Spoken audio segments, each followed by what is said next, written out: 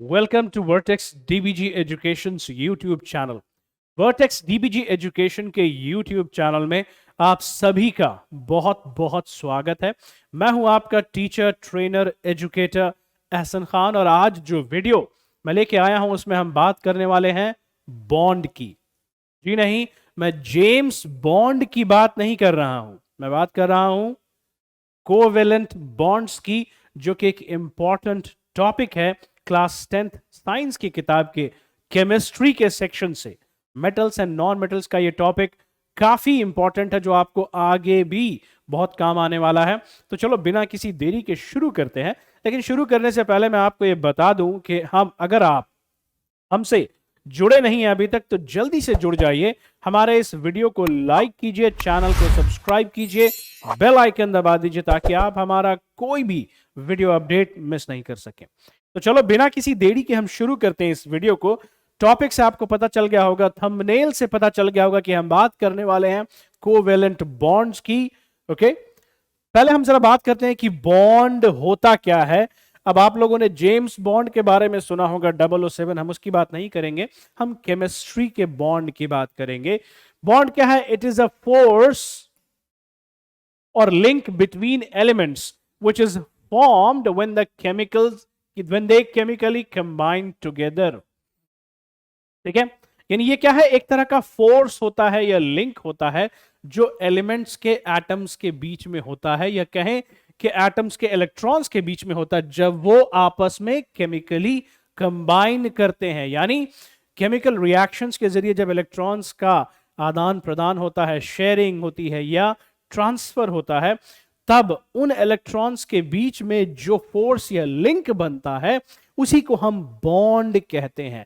अब बॉन्ड को हम दो कैटेगरी में बांट सकते हैं डिपेंडिंग अपॉन कि भाई वो ट्रांसफर के जरिए हुआ है या शेयरिंग के जरिए हुआ है। तो जब हम ट्रांसफर की बात करते हैं तो हम आइदर इलेक्ट्रॉन के लूज होने की या गेन होने की बात करते हैं, शेयरिंग की बात करता है। तो बॉन्ड अगर इलेक्ट्रॉन्स या केमिकल्स की बात, एलिमेंट्स की बात कीजिए, वो कंबाइन करते हैं इलेक्ट्रॉन्स के ट्रांसफर के पॉइंट ऑफ व्यू से, तो हम उस बॉन्ड को कहते हैं इलेक्ट्रोवेलेंट बॉन्ड जो एलिमेंट्स के बीच में रहता है। और अगर वो शेयरिंग से हुआ तो हम कहते हैं उसको कोवेलेंट बॉन्ड। ठीक है, तो बॉन्ड दो कैटेगरी में आप बांट सकते हैं, इलेक्ट्रोवेलेंट बॉन्ड और कोवेलेंट बॉन्ड। हम इसमें से बात करने वाले हैं कोवेलेंट बॉन्ड्स की। तो पहले जरा इलेक्ट्रोवेलेंट भी समझा ही देता हूं, ठीक है, और कोवेलेंट क्या होता है इनके डेफिनेशन के पॉइंट ऑफ व्यू से। हालांकि ये चीज मैंने अभी जस्ट बताई। तो इलेक्ट्रोवेलेंट बॉन्ड की बात कीजिए तो these bonds are formed between metals and non metals. जब मेटल्स और नॉन मेटल्स केमिकली कंबाइन करते हैं रिएक्ट करके, तब उनके बीच जो बॉन्ड रहता है उसको हम इलेक्ट्रोवेलेंट बॉन्ड कहते हैं। यानी एक मेटल और एक नॉन मेटल जब कंबाइन करेगा उनके बीच में इलेक्ट्रोवेलेंट बॉन्ड क्रिएट होगा, और जो कंपाउंड वो बनाते हैं उसको हम कहते हैं इलेक्ट्रोवेलेंट कंपाउंड। ठीक है, अब अगर हम बात करें reaction between metals and non metals की, तो these involve only transfer of electrons. यानी मेटल्स और नॉन मेटल्स का रिएक्शन जब होगा तो शेयरिंग नहीं होती है इलेक्ट्रॉन्स की, सिर्फ ट्रांसफर होगा। मेटल लूज करेगा इलेक्ट्रॉन, नॉन मेटल गेन करेगा इलेक्ट्रॉन्स। तो metals lose electrons and non metals gain electrons. ठीक है, फिर हम बात करते हैं कोवेलेंट बॉन्ड की। These bonds are formed when a non metal chemically combines with another non metal. यानी जब दो नॉन मेटल रिएक्ट करेंगे आपस में, केमिकली कंबाइन करेंगे, तब जो उनके बीच में बॉन्ड फॉर्मेशन होगा उसको हम क्या कहते हैं? कोवेलेंट बॉन्ड कहते हैं। यानी नॉन मेटल और नॉन मेटल मिलेगा, उनके बीच में कोवेलेंट बॉन्ड का क्रिएशन होगा, और जो कंपाउंड बनेगा उसको हम कहते हैं कोवेलेंट कंपाउंड। कोवेलेंट कंपाउंड को हम एक और नाम देते हैं मॉलिक्यूलर कंपाउंड। इलेक्ट्रोवेलेंट कंपाउंड को भी हम एक और नाम दे सकते हैं आयोनिक कंपाउंड, क्योंकि ये बनता है आयन से। क्लियर है? तो याद रहे कि reaction between non metal involves only sharing of electrons. तो नॉन मेटल्स अगर रिएक्ट कर रहे हैं तो सिर्फ शेयरिंग होगा, ट्रांसफर नहीं हो सकता है। ठीक है, ओके। अब हम बात करते हैं कोवेलेंट बॉन्ड्स की जरा डिटेल में, जिस पे ये टॉपिक है। तो कोवेलेंट कंपाउंड्स की बात आ गई यहां पर, हालांकि इस चीज को बाद में हम बात करेंगे, अभी नहीं, ठीक है। Depending upon the number of electrons shared, covalent bond is classified into 3 types. अब इस बात को ध्यान में रखते हुए कि कितने इलेक्ट्रॉन्स दो एलिमेंट्स के बीच में शेयर किए जा रहे हैं नॉन मेटल्स के, उस शेयर करने वाले इलेक्ट्रॉन्स यानी कितने इलेक्ट्रॉन्स शेयर हो रहे हैं, उस बेसिस पर हम कोवेलेंट बॉन्ड को 3 कैटेगरी में बांट सकते हैं। Single covalent bond, double covalent bond और ट्रिपल कोवेलेंट बॉन्ड, ठीक है। यानी हम कोवेलेंट बॉन्ड के टाइप को क्लासिफाई करते हैं उस बेसिस पर कि कितने इलेक्ट्रॉन्स दोनों एलिमेंट में ने आपस में शेयर किए। तो उस पॉइंट ऑफ व्यू से single covalent bond, double covalent bond और ट्रिपल कोवेलेंट बॉन्ड बारी बारी से हम तीनों डिस्कस करेंगे। अभी सबसे पहले हम डिस्कस करेंगे सिंगल कोवेलेंट बॉन्ड। बहुत इजी है नाम के हिसाब से इसके। ऐसा covalent bond, a covalent bond which is formed when two non metals share one pair of electron, one pair of electrons, okay. तो सिंगल बॉन्ड को रिप्रेजेंट करते हैं हम सिंगल लाइन से, जैसे यहां पे आपको क्लोरीन मॉलिक्यूल की बात की गई है। 2 क्लोरीन एटम्स, 7 दोनों के वैलेंस इलेक्ट्रॉन है, इसको भी एक चाहिए, इसको भी एक चाहिए, तो ये इससे एक शेयर कर लेगा और ये इससे एक शेयर कर लेगा, और ये आपको एक पेयर यानी 2 इलेक्ट्रॉन्स की बात करते हैं जो इस सिंगल लाइन से दिखाया जाएगा।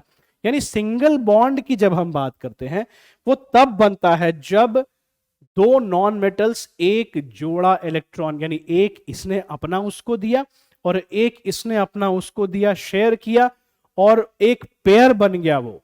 तो अगर एक पेयर ऑफ इलेक्ट्रॉन शेयर हो रहा है 2 नॉन मेटल्स के बीच में, तो उनके बीच में एक डबल बॉन्ड बनेगा, ठीक है। सॉरी, सिंगल बॉन्ड बनेगा, माय बैड, डबल बॉन्ड नहीं, सिंगल बॉन्ड बनेगा, ठीक है, ओके। सिंगल बॉन्ड में मतलब एक पेयर यानी 2 इलेक्ट्रॉन्स शेयर होंगे। फिर हम बात करते हैं डबल बॉन्ड की।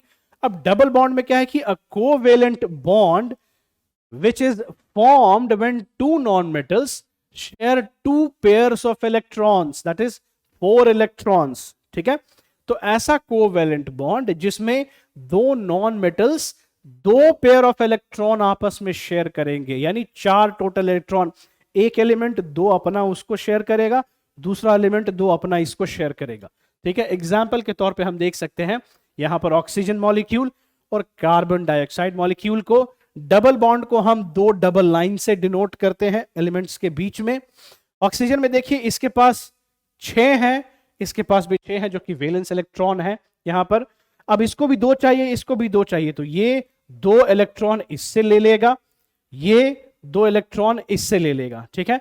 अब इनके बीच में आपको ये 4 इलेक्ट्रॉन्स शेयर हो गए, 2 एक का और 2 दूसरे का, और डबल बॉन्ड इन्होंने बना लिया। सिमिलरली यहां पे भी देखते हैं कि यहां कार्बन डाइऑक्साइड मॉलिक्यूल को जब हम देखते हैं तो यहां ऑक्सीजन 6 है और इसके पास ऑक्सीजन 6 वैलेंस इलेक्ट्रॉन है, कार्बन के पास 4 वैलेंस इलेक्ट्रॉन है। ये ऑक्सीजन क्या करेगा, इससे 2 इलेक्ट्रॉन लेगा और अपना 8 कर लेगा, ये वाला ऑक्सीजन इससे 2 लेगा, 8 कर लेगा, और ये कार्बन अगेन इससे 2 शेयर करेगा और इससे 2 शेयर करेगा। अब यहां इन दोनों तीनों एलिमेंट्स के बीच में क्या हो गया, 4-4 इलेक्ट्रॉन्स हो गए, यानी 2-2 का पेयर हो गया, यानी डबल बॉन्ड का क्रिएशन हो गया। अब डबल बॉन्ड की बात करते हैं तो समझ में आ गया होगा आप लोगों को कि ऐसा कोवेलेंट बॉन्ड जिसमें एलिमेंट्स अपने बीच में 2 पेयर ऑफ इलेक्ट्रॉन शेयर करते हैं, यानी टोटल 4 इलेक्ट्रॉन्स शेयर किए जाते हैं, उसको हम क्या कहते हैं, डबल कोवेलेंट बॉन्ड कहते हैं। अब हम आते हैं ट्रिपल कोवेलेंट बॉन्ड पे। A covalent bond which is formed when two non-metals share 3 pairs of electrons, that is 6 electrons। ये ऐसा कोवेलेंट बॉन्ड है जिसमें 2 एलिमेंट्स के बीच में 3 जोड़े इलेक्ट्रॉन शेयर होते हैं। ये वाला 3 इसको दे के शेयर करेगा और ये वाला इससे 3 लेके शेयर करेगा। टोटल 6 इलेक्ट्रॉन्स हो जाते हैं जब हम 3 पेयर की बात करते हैं। एग्जाम्पल आपको यहां पर देख सकते हैं हम लोग, ठीक है। अब जब इस एग्जाम्पल की बात करते हैं हम तो इसमें हाइड्रोजन और कार्बन और फिर कार्बन और हाइड्रोजन, ठीक है। अब यहां पर कार्बन के पास 4 है, यहां कार्बन के पास आपको 4 है, ठीक है। अब ये क्या करेगा, ये कार्बन एक तो इधर से ले रहा है, बाकी 3 इधर से लेगा, ये कार्बन एक इधर से ले रहा है, बाकी 3 इधर से ले रहा है। तो यहां कार्बन के बीच में आप देखिए कि 1 2 3 4 5 6 इलेक्ट्रॉन्स शेयर हो रहे हैं, जिसकी वजह से यहां पर आपको ट्रिपल बॉन्ड बनेगा। ट्रिपल बॉन्ड को हम 3 लाइनों से डिनोट करते हैं, ठीक है, इलेक्ट्रॉन डॉट स्ट्रक्चर होता है ये। तो ये चीज भी हमको समझ में आ गई कि भाई ट्रिपल कोवेलेंट बॉन्ड क्या होता है। तो सिंगल कोवेलेंट बॉन्ड में एक पेयर ऑफ इलेक्ट्रॉन शेयर होते हैं, डबल कोवेलेंट बॉन्ड में 2 पेयर ऑफ इलेक्ट्रॉन शेयर होते हैं, ट्रिपल कोवेलेंट बॉन्ड में 3 पेयर ऑफ इलेक्ट्रॉन शेयर होते हैं। अब हम बात करते हैं कोवेलेंट कंपाउंड की, जो कि कोवेलेंट बॉन्ड्स के जरिए बनता है, यानी नॉन मेटल जब दूसरे नॉन मेटल के साथ कंबाइन करेगा तो कोवेलेंट बॉन्ड बनाएगा। These compounds, those compounds which are a result of chemical combination between non-metals are called covalent compounds. They are also called molecular compounds. ऐसे compounds जो तब बनते हैं जब non-metals केमिकली कंबाइन करेंगे, तो हम वैसे कंपाउंड्स को कोवेलेंट कंपाउंड्स कहते हैं। इनको हम मॉलिक्यूलर कंपाउंड भी कहते हैं। इनके प्रॉपर्टीज की अगर हम बात करें, दे आर मोस्टली लिक्विड और गैसियस, ये ज्यादातर लिक्विड या गैसियस फॉर्म में आपको मिलेंगे।